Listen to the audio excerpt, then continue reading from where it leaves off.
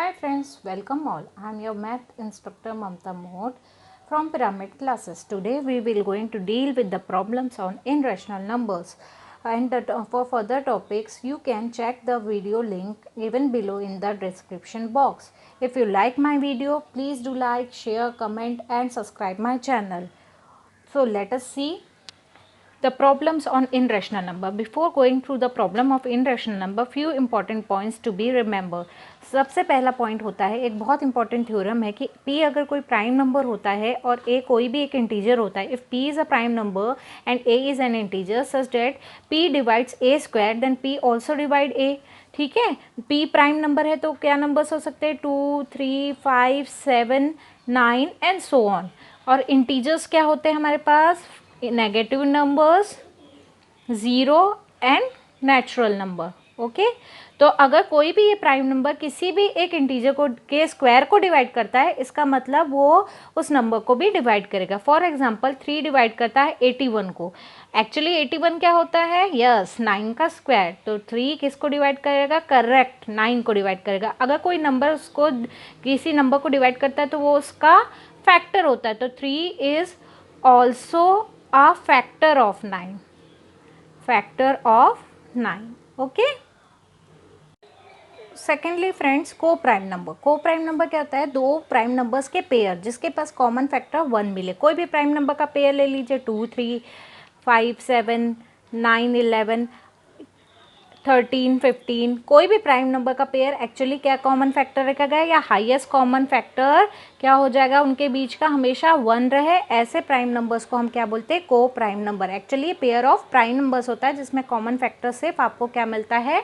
1 मिलता है. Okay, now we will see third, rational number. Any number जिसको हम फ्रैक्शन के फॉर्म में लिख सकें, और ये जो फ्रैक्शन का फॉर्म होगा वो सिंपलेस्ट फॉर्म होगा जहाँ पर p और q को प्राइम नंबर होंगे. मतलब उनके कॉमन फैक्टर उनके बीच में क्या होगा? सिर्फ 1 होगा. और जो आपका डिनोमिनेटर है हमेशा नॉन जीरो होगा. ऐसे नंबर्स को हम क्या बोलते हैं? Rational number. जो भी नंबर को आप फ्रैक्शंस के फॉर्म में लिख सकते हो, जो उसका सिंपलेस्ट फ्रैक्शन फॉर्म हो, वो कहलाता है क्या? Rational number. For example 1/2 and 5/7. Contradiction method, ये जो होता है रिवर्स मेथड होता है. एक सिंपल प्रिंसिपल पर वर्क करता है. The process that leads to contradiction can not be true and if so the opposite is true. इसका मतलब कोई भी ऐसा प्रोसेस जो कि कॉन्ट्राडिक्शन की तरफ लेके जाता है आपको, वो हमेशा रॉन्ग होता है, वो ट्रू नहीं हो सकता. इसलिए उसका अपोजिट ही ट्रू होगा. मान लीजिए आपका सन है. ओके, ये सन है और ये हमारा अर्थ है. ओके, तो अर्थ जो होता है वो क्या होता है? अपनी एक्सिस में रोटेट होता है और सन के अराउंड उसके ऑर्बिट में रिवॉल्व होता है. ठीक है, एग्जाम्पल के लिए केस लेते हैं. सन अपने ऑर्बिट में अर्थ जो है अपने ऑर्बिट में घूमता है और अपने एक्सिस में रोटेट करता है. ये एक्सिस में रोटेट करने के लिए इसको 24 आवर्स लगते हैं और ऑर्बिट में घूमने के लिए इसको 365 डेज लगते हैं. थोड़ी देर के लिए मान लेते हैं कि हम क्या बोल रहे हैं? ऐसा प्रोसेस जो कॉन्ट्राडिक्शन की तरफ ले जाए. हम अज्यूम कर लेते हैं इस केस में. सबसे पहले हम अज्यूम करते हैं ठीक उल्टा, ये रोटेट करता है हम, लेकिन मान लेंगे कि ये रोटेट नहीं करता. अर्थ अपनी एक्सिस में रोटेट नहीं करता. अगर ये अपनी एक्सिस में रोटेट नहीं करेगा तो क्या होगा? यहाँ से ये जाएगा, ये यहाँ पे जो भी पार्ट सन को एक्सपोज कर रहा है वहाँ डे रहेगा और ये वापस यहाँ आएगा. मतलब 365 डेज के लिए या तो पूरा डे रहेगा जिस पार्ट में डे है, और 365 डे के लिए जिस पार्ट में नाइट है वहाँ हमेशा नाइट रहेगी. लेकिन ये नहीं होता क्योंकि हर 24 आवर्स के बाद डे नाइट में कन्वर्ट होता है और नाइट जो है वो डे में कन्वर्ट होता है. इसलिए जो हमने अज्यूम किया था वो एक कॉन्ट्राडिक्शन पे ला दिया हमें. तो ये जो हमने अज्यूम किया वो होता है रॉन्ग, कि वो अपनी एक्सिस में रोटेट नहीं होता. इसलिए इसका अपोजिट कि अर्थ अपनी एक्सिस में रोटेट होता है, ये ट्रू होगा. ओके, नाउ वी सी. देखिए, √2 इज़ अ इनरेशनल नंबर. आप इसी थ्योरम का कॉन्सेप्ट अगर यूज़ करेंगे तो आप हर एक प्राइम नंबर के रूट को ये दिखा सकते हैं कि वो एक इनरेशनल नंबर है. जैसे कि √2, √3, ओके, √5, यस, √7, √11, ये सारे क्या बन जाएंगे? हमारे इनरेशनल नंबर्स के फॉर्म हो जाएंगे. सिर्फ आपको इस क्वेश्चन के कॉन्सेप्ट को ध्यान से सुनना है और समझना है. ठीक है। सबसे पहले हम पहले ही बता रहे हैं क्योंकि इनरेशनल नंबर की हमारे पास कोई प्रॉपर डेफिनेशन नहीं होती है, इसलिए हम कॉन्ट्राडिक्शन मेथड का यूज़ करेंगे इस थ्योरम को प्रूव करने के लिए। आप यही मेथड अप्लाई कर सकते हैं √3, √5, √7 और √11 के लिए। ओके, सबसे पहले हम उसका जो कॉन्ट्राडिक्शन मेथड होता है हमेशा जो दिया गया है हम उसको उसका जस्ट अपोजिट को मान लेते कि ट्रू है। Let √2 is a rational number. Okay, क्योंकि हमको क्वेश्चन में प्रूव करना है इनरेशनल नंबर, तो हम सबसे पहले उसका अपोजिट ले लेते हैं कि √2 जो है आपका एक रैशनल नंबर होता है। अगर रैशनल नंबर है तो देयरफॉर √2 को हम किस फॉर्म में लिख सकते हैं, p/q के फॉर्म में, जहाँ पर p और q जो है वो कोप्राइम नंबर्स है, मतलब उनका हाईएस्ट कॉमन फैक्टर या कॉमन फैक्टर क्या है 1 है, और q जो है एक नॉन ज़ीरो नंबर है। हम मतलब इसको सिंपलेस्ट फ्रैक्शन फॉर्म में लिख सकते हैं। या फिर हम अब ये q यहाँ जाएगा इधर पे, तो ये इससे मल्टीप्लाई होके क्या हो जाएगा, p = √2 ऑफ q के इक्वल हो जाएगा। नाउ स्क्वायरिंग बोथ साइड, हम स्क्वायरिंग करते हैं, स्क्वायरिंग ऑन बोथ साइड्स, दोनों साइड स्क्वायर करने पे क्या मिलता है हमको, p का स्क्वायर √2 का स्क्वायर इज 2, q का square is q²। Okay, now हमने यूक्लिड डिवीजन मेथड को देखा था, ये यूक्लिड डिवीजन लेमा को हमने देखा था। According to Euclid division lemma, by Euclid's division lemma, हमारा वही जो बेसिक फॉर्मूला था डिवीजन का, dividend = divisor into question plus remainder, ये होता है।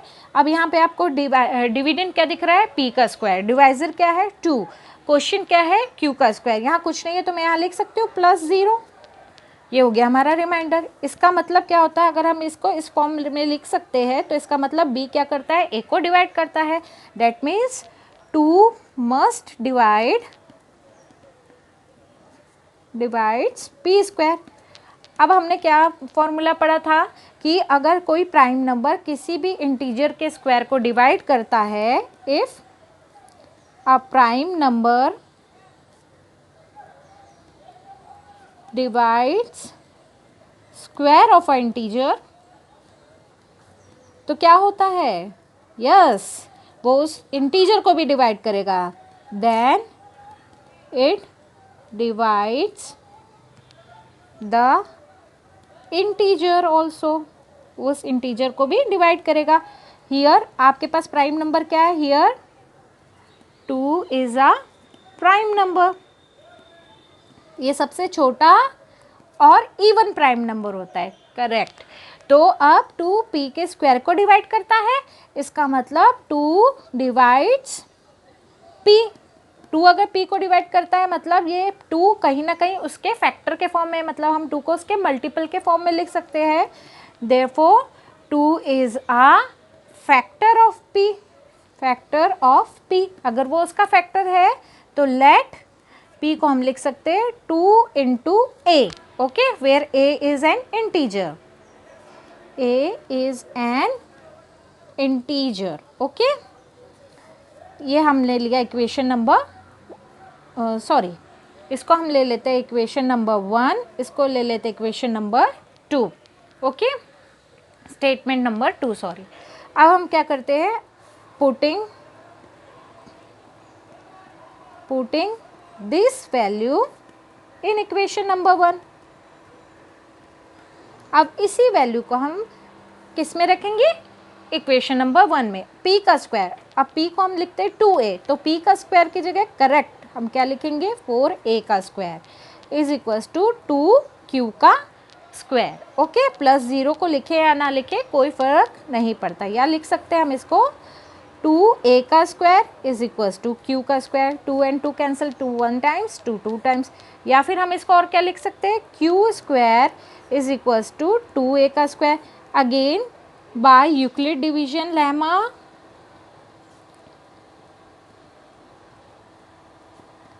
यस, यूक्लिड डिवीजन लेमा के हिसाब से dividend is equal to divisor into quotient plus remainder, okay.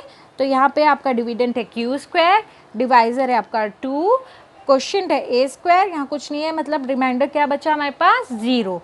तो इसका मतलब क्या होगा जब हम इसको इस फॉर्म में लिख सकते हैं, करेक्ट। यहाँ बी ए को डिवाइड करता है तो यहाँ 2 किसको डिवाइड करेगा, क्यू के स्क्वायर को। 2 डिवाइड्स क्यू का स्क्वायर। हियर अगेन वापस same logic, Q is a prime number, similarly Q is a prime number. अब कोई प्राइम नंबर किसी इंटीजर के स्क्वायर को डिवाइड करता है तो वो उस नंबर को डिवाइड करेगा। This implies 2 divides Q, Q को डिवाइड करता है, ओके। इसका मतलब 2 क्या होगा, yes 2 is a factor of Q, factor of Q. ये मिला equation number 3 from equation number 2 and equation number 3 we have, हमारे पास क्या मिला। अब देखिए इक्वेशन नंबर 2 में क्या था, 2 is a factor of p। Equation number 3 में क्या है, 2 is a factor of q। We get 2 is a common factor of p and q।